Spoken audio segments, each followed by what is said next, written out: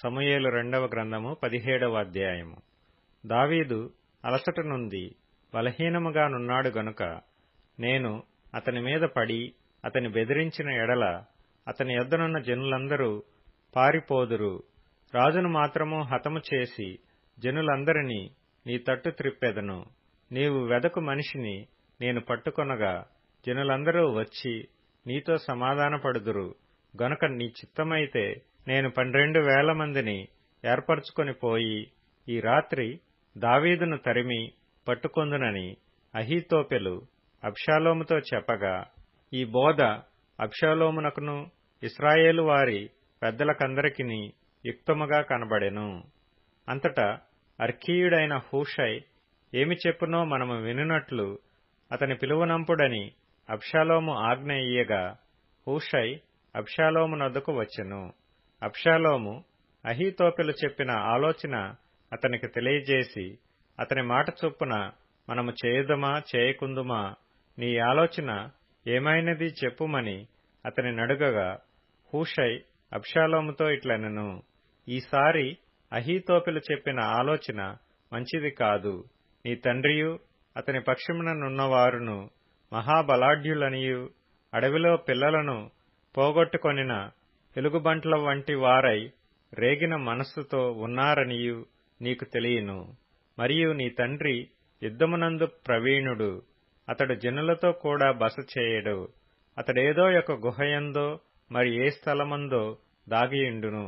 కాబట్టి నీ వారిలో కొందరు యుద్ధారంభమందు కూలగా చూచి జనులు వెంటనే ఆ సంగతిని బట్టి అబ్షాలోము పక్షముననున్నవారు ఓడిపోయిరని చెప్పుకొందురు. నీ తండ్రి మహాబలాఢ్యుడనియు అతని పక్షపు వారు ధైర్యవంతులనియు ఇశ్రాయేలీలందరూ ఎరుగుదురు గనుక సింహపు గుండె వంటి గుండెగలవారు సైతము దిగులొందుదురు. కాబట్టి నా ఆలోచన ఏమనగా, దాను నుండి బెయేర్షెబా వరకు లెక్కకు సముద్రపు ఇసుక రేణువులంత విస్తారముగా ఇశ్రాయేలీలందరినీ నలుదిశల నుండి నీ యొద్దకు సమకూర్చి నీవు స్వయముగా యుద్ధమునకు పోవలెను.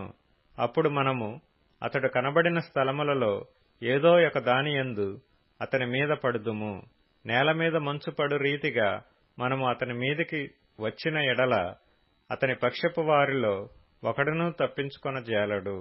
అతడు ఒక పట్టణములో చొచ్చిన ఎడల ఇశ్రాయేలీలందరూ ఆ పట్టణమునకు త్రాళ్లు తీసుకొని వచ్చి ఒక చిన్న రాయి అచ్చట కనబడకుండా దానిని నదిలోనికి లాగుదురు. అబ్షాలోమును ఇశ్రాయేలు వారందరూ ఈ మాట విని అర్కీయుడైన హూషై చెప్పిన ఆలోచన అహీతోపెలు చెప్పిన దానికంటే యుక్తమని ఒప్పుకొనిరి. ఏలయనగా యెహోవా అబ్షాలోము మీదికి ఉపద్రవమును రప్పింపగలందులకై అహీతోపెలు చెప్పిన యుక్తిగల ఆలోచనను వ్యర్థము చేయ నిశ్చయించియుండెను. కాబట్టి హూషై అబ్షాలోమునకును ఇశ్రాయేలు వారి పెద్దలందరికిని అహీతోపెలు చెప్పిన ఆలోచనను, తాను చెప్పిన ఆలోచనను యాజకులకు సాదోకుతోనూ అబ్యాతారుతోనూ తెలియచెప్పి, మీరు త్వరపడి ఈ రాత్రి అరణ్యమందు ఏరు దాటు స్థలములలో ఉండవద్దనియు, రాజును అతని సమక్షమందున్న జనులందరూ నశింపకుండునట్లు శీఘ్రముగా వెళ్లిపోవుడనియు దావీదునకు వర్తమానము పంపుడని చెప్పెను. తాము పట్టణము తట్టు వచ్చిన సంగతి తెలియబడకయుండునట్లు యోనాతానును అహిమయస్సును ఎన్రోగేలు దగ్గర నిలిచియుండగా పనికత్తె యొక్కతి వచ్చి హూషై చెప్పిన సంగతిని వారికి తెలియజేయగా, వారు వచ్చి రాజైన దావీదుతో దాని తెలియజెప్పిరి. తాను వారిని కనుగొనిన సంగతి పనివాడు ఒకడు అబ్షాలోమునకు తెలిపెను. గాని వారిద్దరూ వేగిరముగా పోయి బహూరీములో ఒకని ఇల్లు చేరి, అతని ఇంటి ముంగిట ఒక బావి ఉండగా దానిలో దిగి దాగియుండిరి. ఆ ఇంటి ఇల్లాలు ముతకగుడ్డ ఒకటి తీసుకొని వచ్చి బావి మీద పరిచి దానిపైన గోధుమ పిండి ఆరబోసిన గనుక వారు దాగిన సంగతి ఎవరికినీ తెలియకపోయెను. అబ్షాలోము సేవకులు ఆ ఇంటి ఆమె యొద్దకు వచ్చి అహిమయస్సును యోనాతానును ఎక్కడ ఉన్నారని అడుగగా, ఆమె వారు ఏరు దాటి పోయిరని వారితో చెప్పిన గనుక వారు పోయి వెదకి వారిని కానక యెరూషలేమునకు తిరిగి వచ్చిరి.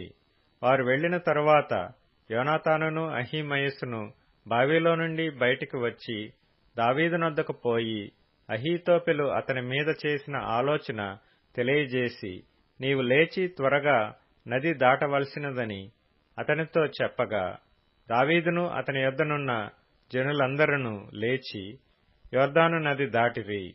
తెల్లవారునప్పటికి నది దాటకయుండినవాడు ఒకడునూ లేకపోయెను.